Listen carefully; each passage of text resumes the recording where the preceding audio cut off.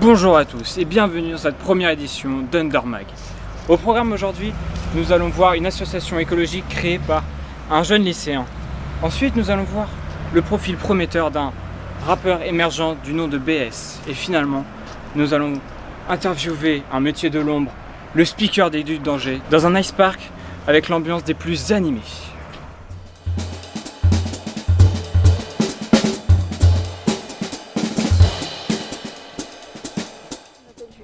Je fais partie du clan depuis le quasi début du club. Le clan, c'est un petit club d'adolescents qui est relié à la maison de Loire en Anjou de Saint-Mathurin, Loire Odyssée, et permet à des adolescents de faire à peu près une fois par mois, notamment le premier samedi du mois, des sorties, surtout l'après-midi dans la nature, en sachant que plusieurs fois dans l'année, on a des sorties plus thématiques, où des fois on a même des interventions d'adultes et notamment certaines personnes de la Maison de Loire en Anjou. C'est un club qui s'est créé il y a, je sais plus, 4-5 ans, il y a un petit moment déjà. Et le nom clan, c'est l'abréviation pour le Club Ligérien d'Activité Nature. Je vais pas dire que j'ai créé parce que ça n'aurait pas été possible sans que j'ai des amis qui puissent m'aider, mais c'est quelque chose qu'en tout cas j'ai initié. Il existe des clubs LPO pour les jeunes, mais il y en a un à Angers, un à Saumur, et moi j'habite à Saint-Mathurin-sur-Loire qui est exactement le village entre les deux. Donc je me suis dit c'est dommage qu'on n'ait pas un petit club, surtout avec une bonne ambiance qui donne envie en fait, que ce soit pas juste un club de gens qui vont se balader dans la nature, mais qui est aussi quelque chose d'un peu fun, une bonne ambiance, voilà, que ça donne vraiment envie de rejoindre d'y aller. Et donc j'ai créé ça avec des copains et maintenant on est une dizaine je pense. En début d'année récemment on a fait du bagage d'oiseaux. Ça c'est des choses que par exemple si on n'est pas dans des associations comme la LPO, la Ligue de protection des oiseaux, c'est des choses qu'on n'a pas forcément l'occasion de faire. Et là c'était très intéressant de découvrir cette pratique. Et quelles sont vos convictions? Aider à la préservation par la connaissance, faire découvrir aux plus jeunes aussi la nature, qu'est-ce que c'est. Est-ce qu'on peut dire qu'on est découragé? On n'a pas le choix, donc on fait avec. Mais récemment par exemple on a fait une action aussi de ramassage des déchets, ce genre de choses. On ne peut pas dire que ça donne de l'espoir, mais ça nous met dans l'action et ça nous dit que voilà, cette chose qui nous arrive, c'est pas de notre faute et on fait ce qu'on peut pour lutter contre. Il y a plein de choses qu'on peut faire dans la vie de tous les jours, juste de faire attention à la nature, au-delà de ça, de s'éveiller et de découvrir la nature, au-delà de la protéger parce qu'on ne protège que ce qu'on connaît. Et je pense que la connaissance est importante et mène à la protection. Une fois de temps en temps, on a des sorties un peu spéciales où par exemple, on avait visité le parc des Coteaux du Pont-Barry, une réserve naturelle en Maine-et-Loire. On avait des naturalistes avec nous qui nous aidaient justement à voir où aller, à découvrir des espèces. On a d'autres sorties, je vous avais dit, on a fait une sortie bagage aussi. On est allé voir le brame du cerf, des choses dans le genre. Des choses qu'on n'a pas l'occasion de faire tout le temps. Bon, on est une petite asso, on va toujours le rester, on ne sera jamais plus de 15-20, un petit club. Et déjà, moi je vais bientôt avoir 18 ans, donc ça veut dire qu'il va falloir que je lègue entre guillemets la main aux plus jeunes, etc. Et qu'eux réussissent à trouver d'autres nouveaux adhérents pour que ça continue. Ça on verra, l'avenir nous dira. Vraiment, je vais me faire engueuler par mes parents là. Je suis dans une posture là, je suis au tribunal. Qu'est-ce que t'as fait comme connerie? What the fuck? Bien bonjour BS, on est ravis de te recevoir et merci d'avoir accepté notre invitation. Alors pourquoi avoir choisi ce nom BS?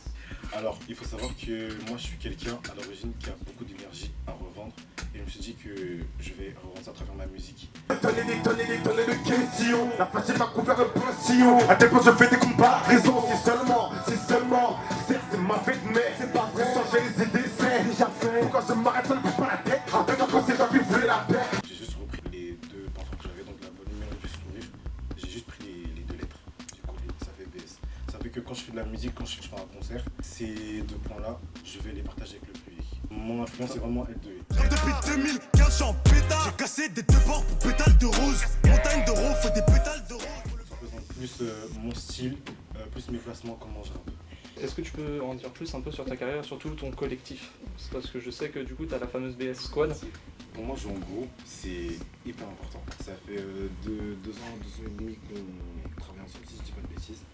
Quand On joue sur scène, on sent cet esprit soudé, c'est juste incroyable. On a Guilla qui fait de la guitare, on a Alan qui fait de la batterie, Seydon qui fait de la danse, il y a May qui danse aussi, moi qui rappe, et LMB qui fait du rap, et on a Solisfia qui chante. Est-ce que tu as un morceau en particulier que tu penses être pour l'instant qui se rapproche le plus de la vision que tu avais pour ce projet? Alors, oui, j'en ai un, et le morceau s'appelle Renaissance. Oui, j'en ai vu des vieux jeux, dépendre des autres c'était l'enjeu. Prouve que tu sais t'imposer, me disent le monde, au sein de ce monde, j'ai cru comprendre que même les plus grands s'effondrent, s'effacent. Ils doivent faire face, faire ci, faire ça, c'est le beat de la vie qui te le rend en pleine face. Ça faut garder ça en montage. Comment ça se passe, la création d'un morceau pour toi? Il me faut qu'on me donne une instrumentale, qu'on me donne une prod d'une instrumentale, une base musicale quoi. Et il faut que je fasse d'abord du yaourt dessus, du yaourt, qu'on appelle la top line. Une fois que mes top lines sont enregistrées et calées, je fais mes paroles par-dessus. Donc ça donne le morceau. Je mets tout ça dans mon téléphone, au studio, j'enregistre et j'ai d'autres idées qui arrivent et après ça fait la structure finale du morceau. Moi j'écris, car je pense à demain, le crayon à la main, je fais mes propres choix et aujourd'hui, je choisis de choisir loin d'ici, loin de tout, car je pense au lendemain. Quels seraient tes projets futurs et potentiellement des prochaines dates où on pourrait assister à des concerts? J'ai une date qui arrive, c'est le 19 décembre au centre Jean Villard, un spectacle qui s'appelle Racine. J'ai un projet en cours, on est en train de travailler pour ça, donc ça s'appelle le projet Renaissance. C'est un spectacle et un EP aussi, un mini-album de 8 morceaux où je raconte vraiment mon histoire et je vais le retranscrire donc, sur la forme d'un spectacle avec du rap, du théâtre et de la danse. En vrai, tu n'as pas idée, assez culpabilisé. Fini de me lamenter. Est-ce que tu penses que la scène locale angevine, que ce soit dans le rap ou plutôt dans la musique en général, est assez bien mise en valeur? Moi je trouve qu'elle pourrait être encore plus mise en valeur parce qu'il y a plein de talents qui sont cachés entre guillemets. Donc on peut faire plus de scènes ouvertes pour les artistes qui hésitent à se montrer, parce que moi c'était mon cas. J'hésitais à me montrer et donc je suis vraiment arrivé ici grâce à du bouche à oreille en fait. Et j'étais pas le seul, il y en avait plein qui, comme moi, travaillaient dans leur chambre et tout et qui n'osaient pas sortir. Est-ce que tu pourrais retracer un peu ta carrière sur ce artistique et comment ça a un peu évolué? J'ai évolué au fil du temps, reconnu mes erreurs, que oui c'est bien de rapper vite, mais il faut ralentir, il faut respirer, il faut articuler. Et donc je suis arrivé ici à Jean Villard, c'est là où j'ai commencé à me produire, à apprendre de mes erreurs et aussi à faire face à des conditions scéniques.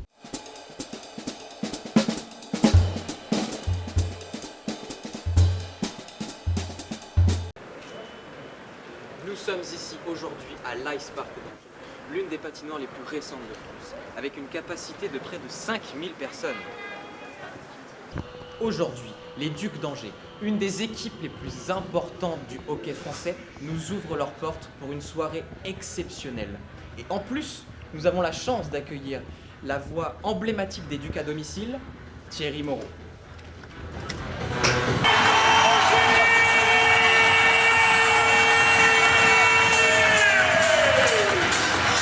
Coucou maman.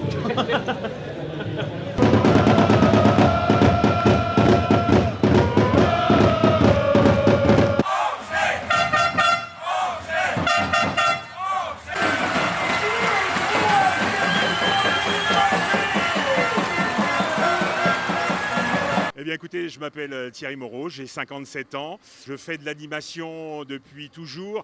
J'ai commencé dans les radios libres dans les années 80. J'ai fait de l'animation, on va dire, de séminaires, de grandes moyennes surface, des anniversaires, des mariages. Et puis je suis passé au sport en début des années 2000. Et j'ai toujours suivi les Ducs d'Angers depuis les années 90, depuis qu'ils sont montés en Ligue Magnus. En 2015, le club a fait appel à moi avec un autre animateur où on était en duo. Depuis 2019 et l'arrivée des Ducs à l'Ice Park, je suis la voix, je suis le speaker officiel des Ducs d'Angers.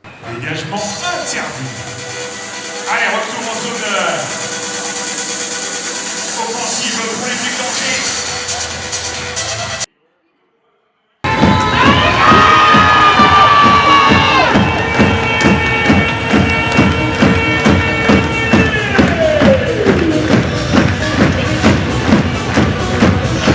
C'est à la fois un métier, mais aussi une passion, effectivement. Comme je le dis toujours, tant que je prendrai du plaisir, je continuerai. Et il est vrai que chaque match est différent, qu'on peut aussi subir des soucis techniques. On a eu il y a 1 an et demi d'un match où j'ai été privé de voix, on n'avait plus de lumière, enfin on n'avait plus de son, pardon, plus d'image, on avait juste la lumière. Et j'ai retrouvé la voix à 4 minutes avant la fin du match. Ça a été un bonheur et c'est vrai que c'était frustrant d'être sur le bord de la glace et de ne rien pouvoir faire pour essayer de dynamiser la rencontre. Allez, tout le monde, on va taper dans les mains, c'est parti! J'ai toujours mes petites habitudes la veille au soir quand je prépare mes fiches. J'attache toujours justement de l'importance à déjà mémoriser des choses par rapport au match, de prendre ça me met un petit peu, ça fait monter la température pour être prêt, on va dire, au moment où le coup d'envoi est donné. Les gardiens de but, numéro 29, Matokono! Les relations avec les joueurs, chaque année, il y a entre un tiers et la moitié de l'effectif qui change. Donc, il faut reconstituer, renouer des amitiés, on va dire. Mais il y a des joueurs qui sont là depuis très longtemps, avec, on va dire, à qui on est presque familier aujourd'hui. On fait partie de la grande famille. Et aujourd'hui, c'est ma signature, la voix. Et c'est vrai que je suis reconnu un peu partout.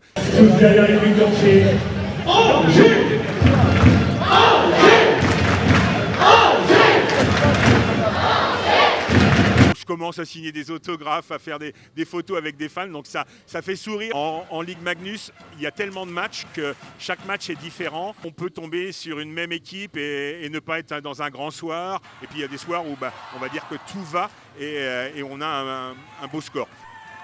Je pense que ce soir, les Ducs sont à même de gagner. De plus, ils ont eu une période de repos. Ils ont repris avec la Coupe de France mardi en gagnant 7-0. Donc ce soir, ils sont prêts et on va avoir une nouvelle fois l'Ice Park à guichet fermé. Donc bien sûr, je compte sur tous les supporters pour mettre le feu, mettre l'ambiance. Parce que tout seul, on n'est rien non plus. On est beau de speaker, mais on n'est rien. Et avec le public ce soir, on va aller encore chercher une nouvelle victoire ici à l'Ice Park pour rester en tête de la Ligue Magnus. Une voix, une passion et un public en fusion. Ce soir à l'Ice Park, Thierry a encore fait vriller le cœur des Angevins.